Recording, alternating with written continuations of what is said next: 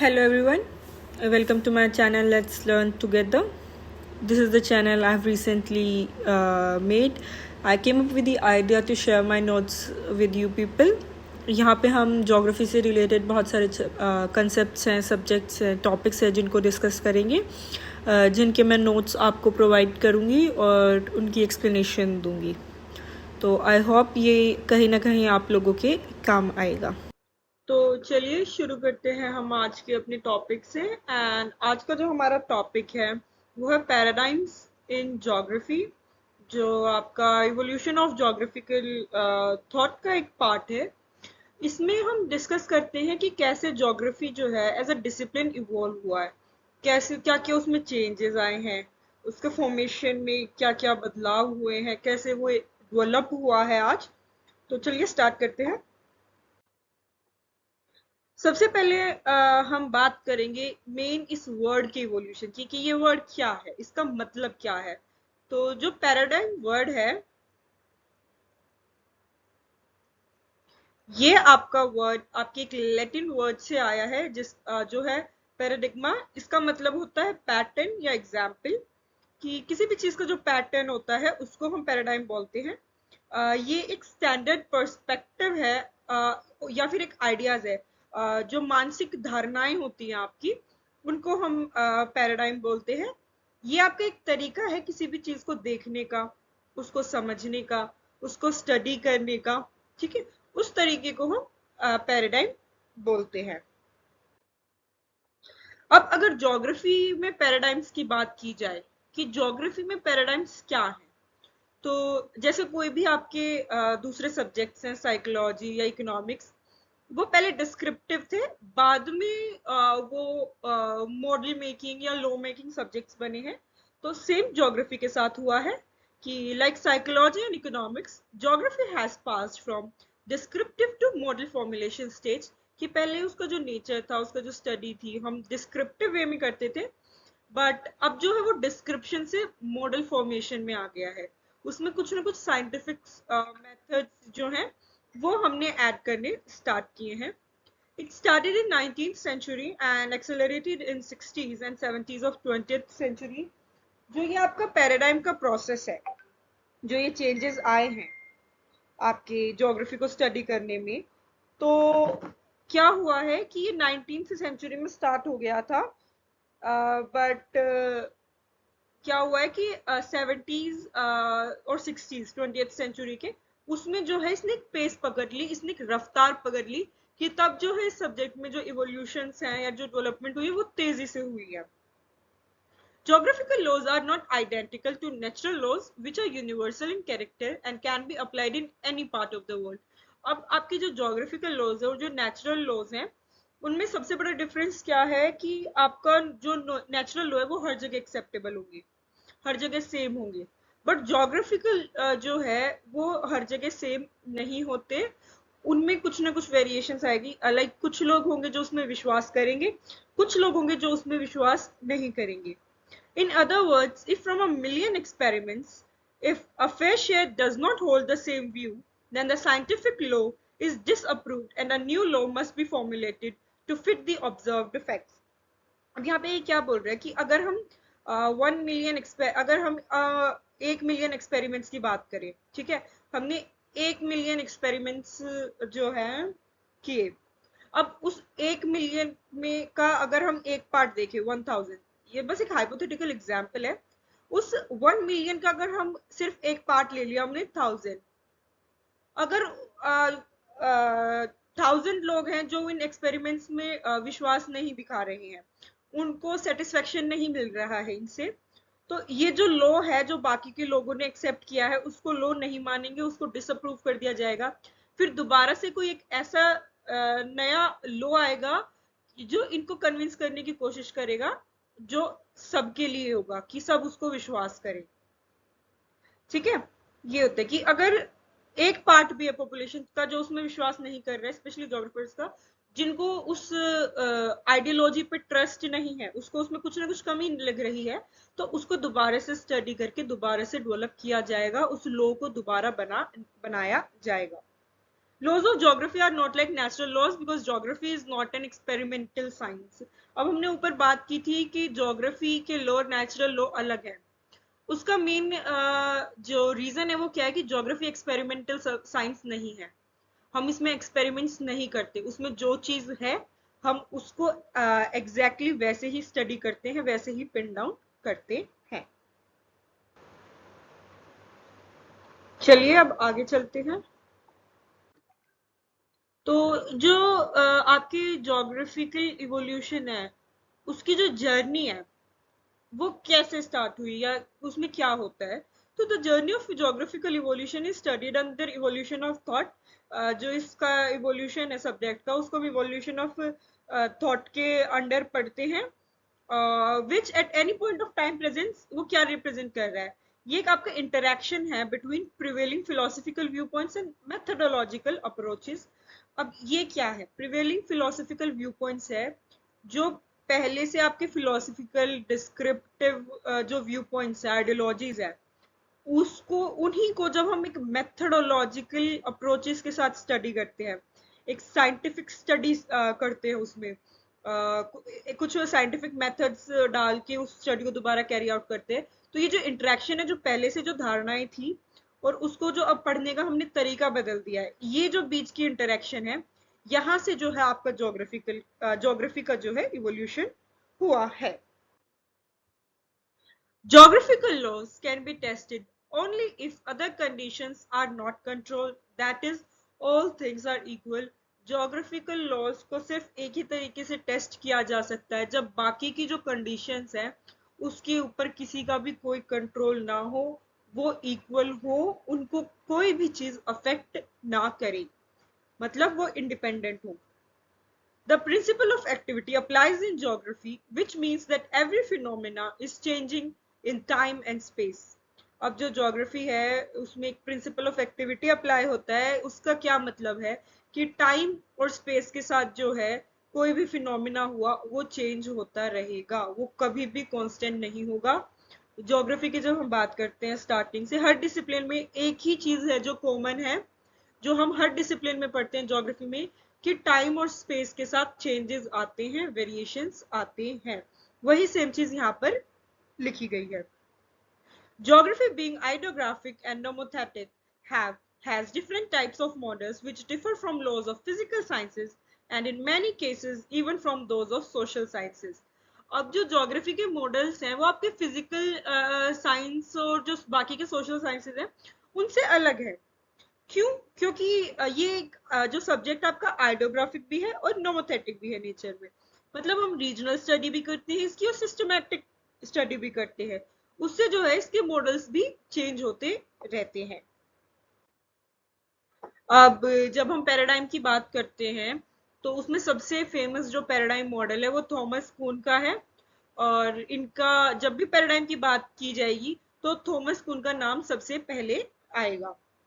तो इन्होंने क्या किया था, थॉमस कुन इन 1962 in the book the structure of scientific revolution introduced the concept of paradigm to define a phase of science dominated by one or few major philosophical viewpoints and methods and ways of understanding shared by a large section of practitioners.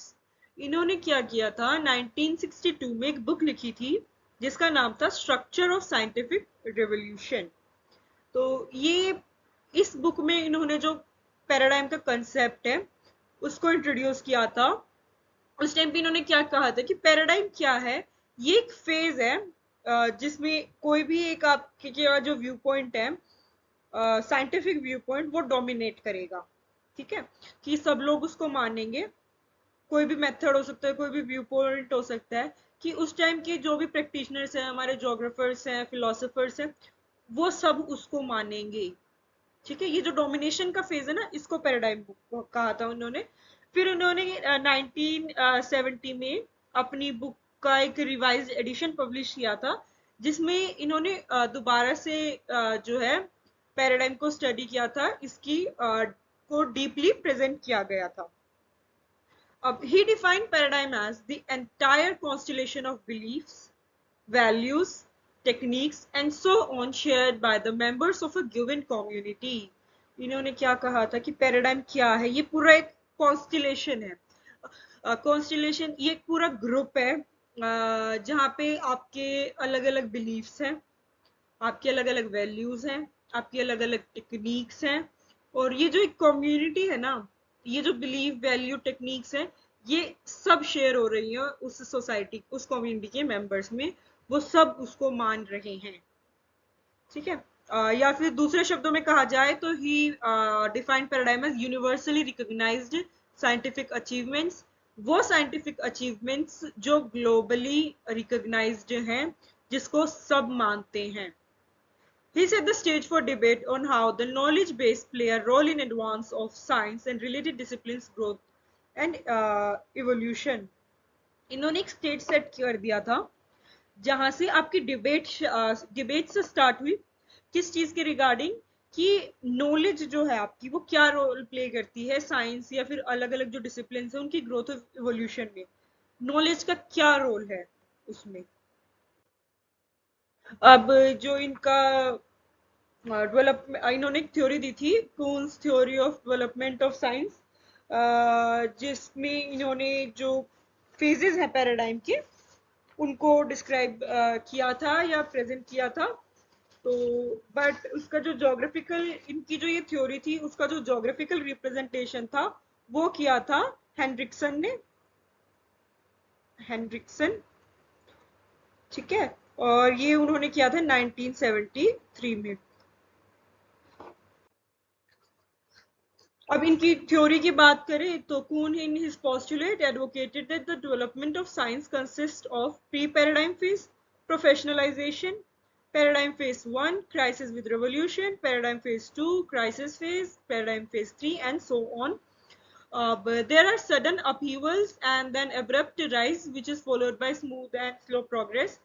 एक sudden upheaval होगा, ठीक है, एक rise होगा, फिर smooth और slow progress होगी, फिर दोबारा से ये ऐसे ही जो है चलता रहेगा। इसीलिए इसको बोला जाता है, ये जो डायग्राम ये जो रिप्रेजेंटेशन है ना, ग्राफिकल रिप्रेजेंटेशन, इसको इन्होंने प्लेट्यू फॉर्म में बोला है। जैसे प्लेट्यू होती है, आपका टेबल लैंड होता है ये, कि थोड़ा सा राइज हुआ और फिर फ्लैट लैंड, तो इसीलिए इसका जो डायग्राम है उसको प्लेट्यू के रूप में भी रिप्रेजेंट किया गया है, कि एक सडन अपीवल होगा, सडन राइज होगा, उसके बाद जो बाकी की प्रोग्रेस है वो स्लो एंड स्मूथ होगी, फिर दोबारा से एक एब्रप्ट राइज होगा, फिर दोबारा स्लो हो जाएगा। चलिए अब नेक्स्ट आगे चलते हैं। तो अब फेजेस की बात अगर हम करें तो पहला फेज था हमारा pre paradigm phase.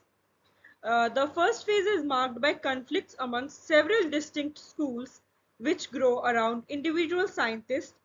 This period is also characterized by a rather indiscriminate collection of data over a very wide field and low level of specialization. अब इस फेज के कैरेक्टरिस्टिक्स क्या थे, कि एक तो इसमें ना कन्फ्लिक्ट्स बहुत थी सबके आइडियाज में। जो आपके अलग अलग स्कूल्स हैं, French school, British school, American school, German school, इनके अपने अपने बिलीफ थे, अपनी अपनी आइडियोलॉजी थी, जो किसी एक ना एक साइंटिस्ट के अराउंड रिवॉल्व कर ली थी, कि जैसे मैंने एक बात बोल दी, वो सबको मेरे आसपास अच्छी लगी तो सब उसी को मान रहे हैं। ठीक है। वहीं दूसरी जगह कोई और होगा जिसकी बातें सबको समझ आ रही होंगी, जिसके बिलीफ्स पे सब ट्रस्ट कर रहे होंगे, तो वही धारणाएं चलती हैं। फिर दूसरी चीज यहाँ पे क्या हुई थी, कि यहाँ पे किसी भी चीज में स्पेशलाइजेशन नहीं थी, सब नॉर्मल था। ठीक है। फिर आता है आपका सेकंड स्टेज जो है professionalisation. From the pre paradigm phase a scientific development marches and enters to professionalisation. ये जो पहले प्री पैराडाइम फेज था, नॉर्मल सबकी अपनी अपनी बिलीफ है, जो देख रहा है वही मान रहा है, ऑब्जर्वेशन पे के बेसिस पर सारा काम हो रहा है। फिर क्या होता है, जब इसमें थोड़ी बहुत साइंटिफिक डेवलपमेंट होने लग जाए, तो वो कौन सी स्टेज में एंटर करता है, प्रोफेशनलाइजेशन। ठीक है। It takes place when one of the conflicting schools of thought begins to dominate the other and thus a clear answer to the questions raised in is given. अब यहाँ पे क्या होगा, कि जैसे मैंने आपको बताया यहाँ पे अलग अलग स्कूल्स हैं। ठीक है। सपोज यहाँ पे ये ब्रिटिश स्कूल है, ये जर्मन स्कूल है, ये फ्रेंच स्कूल है और ये अमेरिकन स्कूल है। प्री पैराडाइम फेज में क्या हो रहा था, ये अपनी मान रहा था, ये अपनी मान रहा था, ये अपनी अपनी, आपस में इनका ऐसा कुछ सच लिंक नहीं था। ठीक है, जिसको जो मानना था वो मान रहा है। अब क्या होता है प्रोफेशनलाइजेशन में, इनमें से कोई एक स्कूल, सपोज अमेरिकन स्कूल, धीरे धीरे अपना डोमिनेशन स्टार्ट करता है। ठीक है, इसने हो सकता है थोड़ी सी ज्यादा अच्छे से डेवलपमेंट की है, डीप डेवलपमेंट मतलब स्टडी की है, तो नई नई चीजें सामने आई हैं। तो क्या होता है इसका ना, धीरे धीरे डोमिनेशन स्टार्ट जब हो जाता है, तो ये जो स्टार्टिंग पीरियड है ना, इसको प्रोफेशनलाइजेशन बोलते हैं। इसमें अब क्या होता है कि सपोज एक क्वेश्चन है, एक मैंने कोई भी क्वेश्चन रेज किया, जिसके आंसर्स सर्च कर रही हूँ मैं, तो पहले तो ये अपना अलग अलग मान रहे थे, पर धीरे धीरे जब ये प्रोफेशनलाइजेशन स्टेज में क्या होता है, अब मेरे को पहले तो बहुत कंफ्लिक्टिंग आंसर्स थे, ये कुछ कह रहा है, ये कुछ कह रहा है, ये कुछ कह रहा है, ये कुछ समझ ही नहीं आता था। बट जब एक स्कूल डोमिनेट करने लग जाता है ना, फिर ये जो ब्लर पिक्चर थी ना इस आंसर की, वो भी क्लियर हो जाती है। अब धीरे धीरे कोई ना कोई जो चीज है जिसमें कंफ्यूजन थी, वो थोड़ा सा रिजोल्व होनी स्टार्ट हो जाती है, चीजें समझ में आने लगती हैं, सवालों के साफ जवाब मिलने लग जाते हैं। ठीक है, अब new researches are undertaken and research makes progress. अब लोग जो है ना इंस्पायर होते हैं, फिर से नई नई रिसर्चेस करते हैं, तो इससे क्या होता है आपकी जो रिसर्च है उसमें भी प्रोग्रेस आती है जब लोग उसको पढ़ना स्टार्ट करते हैं। फिर आता है हमारा मेन फेज जो है paradigm phase. This phase is characterised by a dominating school of thought which has often in quite short span of time supplanted others। अब आप ये सोच रहे होगे कि तीनों में हम डोमिनेशन की बात कर रहे हैं कहीं ना कहीं, तो ये क्या है। प्री पैराडाइम में इनमें से कोई भी डोमिनेट नहीं करता है, सब अपना इंडिविजुअल बिलीफ है सबके। ठीक है, इंडिविजुअली खेल रहे हैं। प्रोफेशनलाइजेशन में क्या होता है, ये स्टार्ट करता है डोमिनेट करना। पैराडाइम फेज में क्या होता है, ये पूरी तरह से डोमिनेट कर देता है, इन बाकी के जितने स्कूल्स हैं सबको पीछे छोड़ देता है बहुत कम टाइम में। एक पैराडाइम फिर क्या होता है, a paradigm is established which leads to concentrated research within a clearly distinguishable problem area and activity describe that is normal science. अब ये क्या होता है, ये जब एक स्कूल पूरी तरह से डोमिनेट कर दे, उसको हम तब हम बोलेंगे कि पैराडाइम जो है वो एस्टैब्लिश हो गई है। इसमें क्या होता है, हम किसी भी एक फील्ड में जो है किसी भी एक जो प्रॉब्लम होगी हमारी, कोई भी एक जो फील्ड होगा, हमारी जितनी भी रिसर्च है उसमें कंसंट्रेटेड होगी। ठीक है, हमने एक प्रॉब्लम उठाई सपोज एक्स, इसके ऊपर पूरी स्टडी की, अब इसको कंसंट्रेट किया हमने स्टडी पे, तो इस कंसंट्रेशन के बाद एक पैराडाइम एस्टैब्लिश होगा कि हमने जब इसमें रिसर्चेस की, नई नई चीजें निकल के सामने आई, कुछ सवालों के जवाब मिले, ये कंसेप्ट सबको समझ आया और जो सबने एक्सेप्ट कर लिया। ठीक है, ये जो डोमिनेशन पीरियड है ना, ये आपका पैराडाइम पीरियड होगा, कि सब उसको कहीं ना कहीं जो है मानने लग जाते हैं। मैंने बोल दिया एक्स है तो भाई एक्स है, सब उसको मानेंगे। ये था आपका पैराडाइम फेज। इसमें जो एक्टिविटी है या जो हमने प्रॉब्लम सॉल्विंग करी है उसको फिर हम नॉर्मल साइंस की तरह इसे रेफर करते हैं। उसके बाद आता है आपका क्राइसिस फेज विद रिवॉल्यूशन। अब मैंने बोल दिया ये एक्स है, ठीक है, उस टाइम पे तो सबने मान लिया, बट कुछ टाइम बाद कुछ लोग होंगे जो इससे एग्री नहीं करेंगे कि नहीं भाई ये आप जो बोल रहे हो ये गलत है, ये एक्स नहीं है, ये रोम का साइन है। या एक हाइपोथेटिकल एग्जांपल आपको समझाने के लिए। ठीक है, तो उस टाइम पे मैंने जब बोला ये एक्स सबने माना, बट फिर क्या हुआ, कुछ लोग आए कि नहीं भाई आप गलत बोल रहे हो, ये तो रोंग रोंग का सिंबल है। तो अब कंफ्यूजन, डिबेट्स, कन्फ्लिक्ट स्टार्ट होंगी। ठीक है, वो जो फेज है ना उसको हम क्राइसिस का फेज बोलते हैं, सिंपल भाषा में। ठीक है, चलिए अब आगे डिस्कस करते हैं कि ये क्राइसिस फेज विद रेवोल्यूशन होता क्या है जोग्राफिकल रिस्पेक्ट में। After the normal science phase there occurs stagnation in research which leads to chaos and turmoil. जब एक नॉर्मल साइंस डेवलप हुई, उसके बाद उसमें ना ज्यादा रिसर्च नहीं हुई, वो उसको वैसे का वैसे छोड़ दिया गया, तो वो डेवलप नहीं हो पाया। ठीक है, तब ये कन्फ्लिक्ट्स, chaos, टर्मोइल स्टार्ट हो जाता है, तब उसको हम क्राइसिस फेज बोलते हैं। जैसे कि मैंने अभी आपको बताया, जब मैंने इसको बोल दिया ना एक्स, किसी ने इसके बारे में रिसर्च करने की कोशिश नहीं की। सब इसको जब हम ने ऐसा का ऐसा छोड़ दिया, इस पे आगे कुछ काम नहीं हुआ, तो स्टेगनेंट क्या होता है, एक जगह स्थिर रहना, तो इसकी जो रिसर्च है वो भी बंद हो गई, स्थिर हो गई, जिसकी वजह से फिर आगे जो है प्रॉब्लम्स हुई, कॉन्फ्लिक्ट स्टार्ट हुए इसको के रिगार्डिंग, वो हमारा क्राइसिस है। दिस पीरियड में भी term as temporary dark phase, इसको डार्क फेज भी कहा जाता है साइंटिफिक नॉलेज का, क्योंकि इसमें कोई भी सिग्निफिकेंट डेवलपमेंट नहीं हो पाती। ठीक है, जैसे बाकी फेज में हम रिसर्च करके प्रोग्रेस कर रहे थे ना, इसमें कोई प्रोग्रेस नहीं होती, इस वजह से इसको डार्क फेज भी कहा जाता है। This crisis phase with revolution is the starting point of for the paradigm phase 2, which in turn is followed by crisis phase and leads to paradigm phase. अब क्या होगा, अब ये क्राइसिस आया, उसके बाद कोई एक इंसान आएगा अपनी आइडियोलॉजी के साथ, जो स्टार्ट करेगा इसको फिर से, इसकी रिसर्च को, इसकी स्टडी को, तो वो हमारा पैराडाइम फेज 2 है। जैसे मैंने बताया कि यहाँ पे कोई आया जिसने इस बात से एग्री नहीं किया, वो अपनी एक नई आइडियोलॉजी लेके आया, जब वो अपनी आइडियोलॉजी लेके आएगा ना, तो उस चीज पर काम फिर से स्टार्ट होगा, फिर और लोग उसके साथ जुड़ेंगे उसकी रिसर्च के लिए, फिर से वही सेम प्रोसेस रिपीट होगा, फिर पैराडाइम फेज 2 आएगा, फिर उसके कुछ टाइम बाद कुछ लोग होंगे, फिर जब पैराडाइम फेज 2 एस्टेब्लिश हुआ, कोई एक नई धारणाएं बनी, फिर उसके ऊपर काम करना बंद हो जाएगा, वो स्टेगनेंट हो जाएगी, फिर दोबारा से कोई आएगा उसमें एक रिवोल्यूशन लेकर, ये जो साइकिल है ये ऐसे ही चलती रहती है। This sequence of crisis, revolution and paradigm continues throughout the history of sciences and helps in the advancement and decline of societies. ये जो सीक्वेंस है ये चलता रहेगा, पूरी हिस्ट्री में ये चलता हुआ है, इसने एडवांसमेंट में हेल्प की है सोसाइटी, इसने नई सोसाइटीज को डेवलप किया है या उनको डिक्लाइन भी किया है। अब कुछ बातें जो यहाँ पे याद रखने के लिए है या फिर जो आपको पता होनी चाहिए है, कि कोई जो पीरियड ऑफ नॉर्मल साइंस है वो कभी भी इनफाइनाइटली लास्ट नहीं करता। आज सब उसको मान रहे हैं, जरूरी नहीं पूरा टाइम, पूरा जब तक पृथ्वी है तब तक उस बात को मानेंगे हम। सूनर और later it will be replaced by crisis phase. आज नहीं तो कल इसमें कोई ना कोई क्राइसिस फेज जरूर आएगा। This crisis phase is characterized by reassessment of former observational data, new theoretical thinking and free speculation.